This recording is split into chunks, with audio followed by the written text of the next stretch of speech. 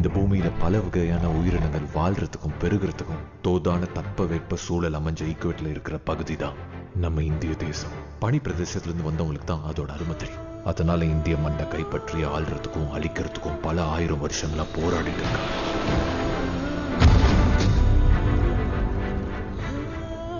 நம்மளோட ஞானம், செல்வம், இயற்கை வளம் எல்லாம் அழிவு நிலைக்கு வந்துடுச்சு.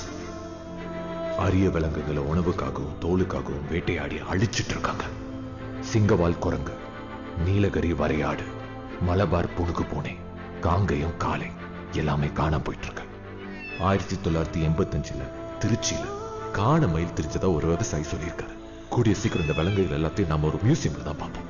இதெல்லாம் பாடமா பண்ணி வச்சிருக்கிறதே நமக்கு ஒரு பாடம் தான். உண்மையிலே அப்படி ஒரு சூப்பர் பவர் எனக்கு கிடைச்சா நம்ம இயற்கையை பாதுகாத்து அடுத்த வர சந்ததி கையில பத்திரமா கொடுப்பேன். நீங்க எல்லாரும் எனக்கு ஒரு அவார்ட் கொடுத்தீங்க. நான் உங்க